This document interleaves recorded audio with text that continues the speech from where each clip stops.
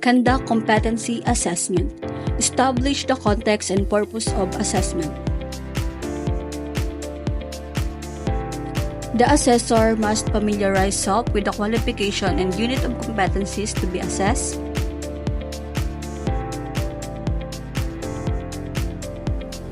Ensures that the assessment site complies with the relevant occupational health and safety requirements. Ensures that assessment resources are available. The assessor must ensure that the tools, equipment, and facilities are ready and available.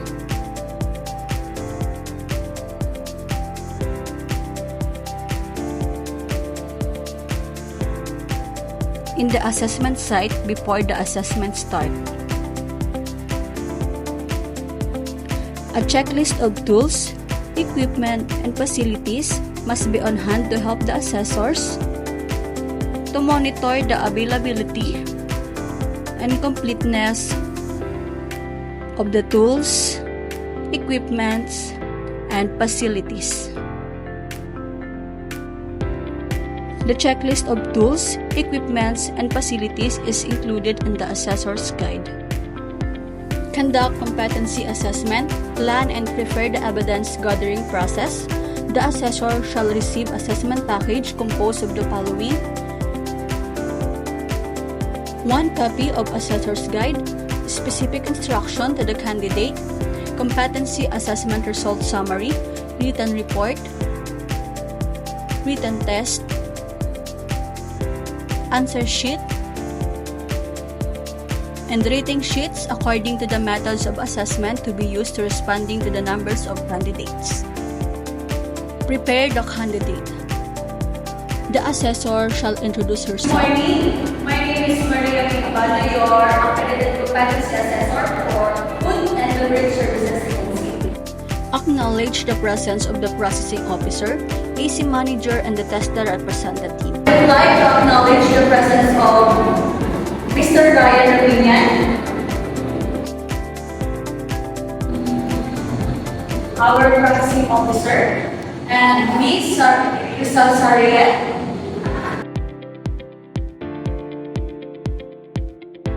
our AC officer, and Mr. Jofel Baal, tester representative from the provincial office. Good morning, sir, and good morning, ma'am. You don't have to worry about their presence. They here to oversee the conduct of assessment and to check if the conduct of assessment is in accordance with the prescribed competency assessment, methodologies, and procedure. They will not assess you. Before we proceed, may I inform you that we are being recorded and live streamed through the CCTV camera in the TESDA Albay Provincial Office and TESDA Regional Office. I have here your consent from form, which means that we, including me, are going to be recorded to the other interviews, including the sharing of your CCTV footage to authorized representative indicated in this form. Also, I have here with your application form and self-assessment guides. This is proof that you are willing and ready to undergo the assessment. Check the attendance and identity of candidates and collect the admission slip. Before we start, please submit your admission slip.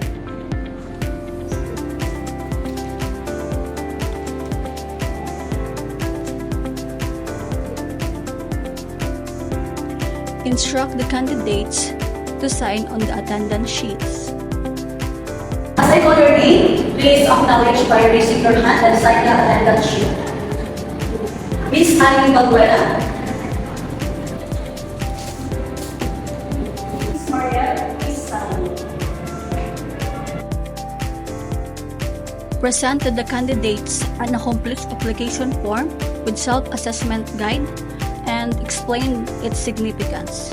I have here with me your application form and self-assessment guide. This is an indication that you know and can perform all the units of competency, numeric and food and beverage. Conduct orientation to the candidate. The assessor must explain the context and purpose of the assessment. I would like you to welcome all of you to the center of your assessment for food and beverage services in C2. The purpose of our assessment for food and beverage in C2 is to determine your level of competency. This qualification consists of competencies that a person must achieve to provide quality food and beverage service to guests in various establishments such as hotels, restaurants, cafes, bars, cruise ships, and other food service facilities. Qualification or units of competencies to be assessed. Today, I am going to administer competency assessment of food and beverage services in C2. The qualification for food and beverage service in C2 composed of basic, common, and core competency. For our core competency, prepare the dining room restaurant area for service, welcome guests and take and food and beverage orders, promote food and beverage products, provide food and beverage services to guests, provide room service, receive and handle guest concern. Task to be performed and the evidence to be collected.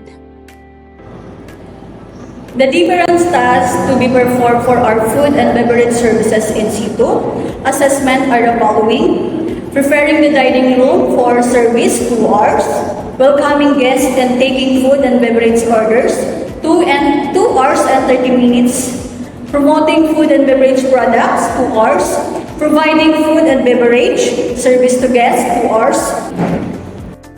Assessment procedures to be undertaken. To determine your knowledge and skills to the food and beverage services in C2, the assessment method will be used will be written test, demonstration, and oral questioning.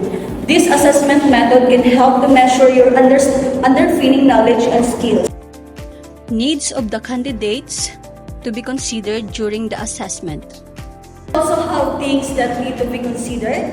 If there are any religious practices being observed by your religion, just tell me so that I can allow you to observe whatever you are required to do by your respective religion.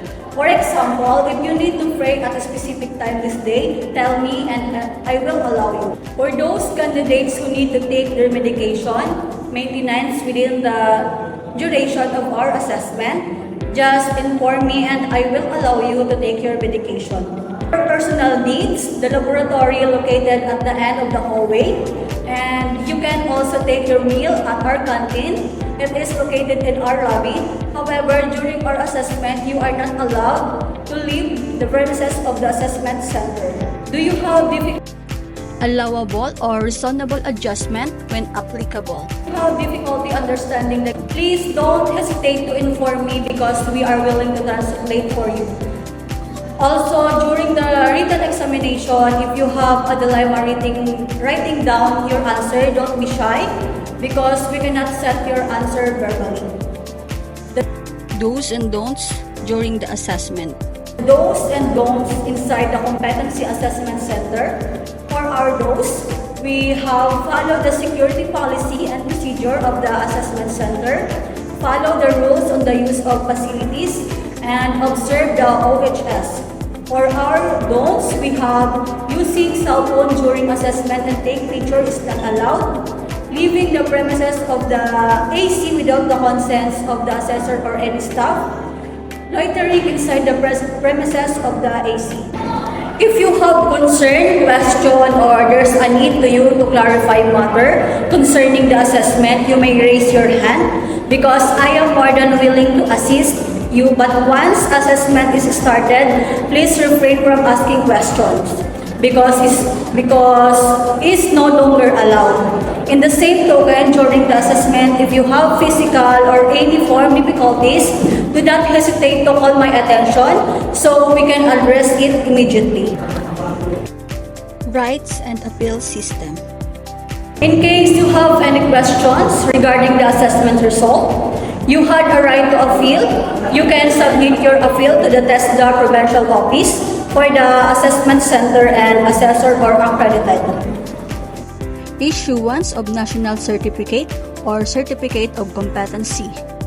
e-certificate implementation. TESDA is currently implementing the e-certificate systems, which started last August 28, 2023 up to present. For the issuance of the national certificate, the AC manager shall inform you where you can claim your national certificate within the 5 working days after the assessment. If NC or COC will be claimed by a representative, only 2 kinds of representative may claim the NC or COC if the successful candidate cannot claim it. Test the PO accredited liaison officers, immediate family member up to 2nd degree. For the requirements, original copy of course, special power of attorney or SPA, or letter of authorization. You may ask for a copy of the prescribed authorization letter in the provincial office or download it on the TESDA website. Photocopy of ID of the certified worker, photocopy ID of claimant, and accreditation ID of claimant if liaison.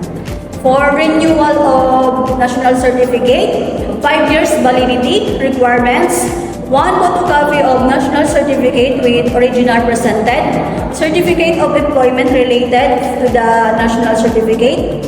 Reassessment procedure. After the assessment, if you're found to be competent, don't worry about it because you can reassess anytime at your own convenience. In case the reassessment is full qualification, you have to undergo the whole assessment process. If you are found to be competent in some unit of competencies, the reassessment shall focus in unit of competencies for your found to not yet competent. Also, if you fail 2 consecutive assessment, you will be advised to undergo a refresher course before applying the reassessment.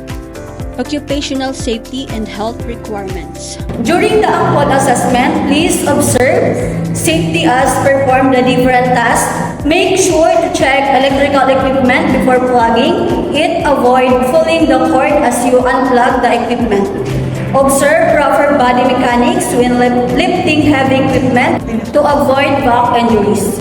In case of accident, please call my attention immediately so that we can provide first aid. And the need of our first aid cabinets located at the right side of the laundry workshop.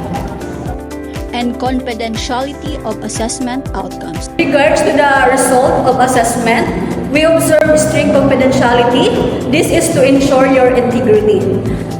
The result only made available on authorized personnel and to the institutional while you had your actual training. In relation to this, the assessment package is kept in the secured place to guarantee the integrity of the assessment package. May I ask the candidates to refrain from giving away any form of information that took place during the assessment process. Provide each candidate a copy of the specific instruction to the candidate. If you don't have any question or clarifications, then I'm going to distribute the specific instruction. Please read them carefully and do not hesitate to ask questions right now.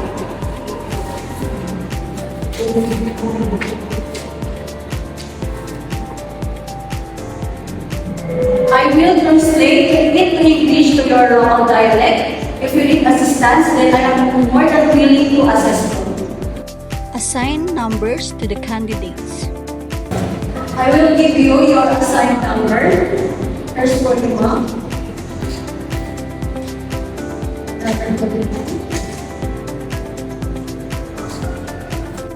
Instruct a candidate 1 to proceed to the assessment area while the other candidates stand by in the waiting area. Everybody must be very ready now. Candidate number 1, you may please proceed to the assessment area, and for the rest of the candidates, please remain while I call you by your number. This way, please.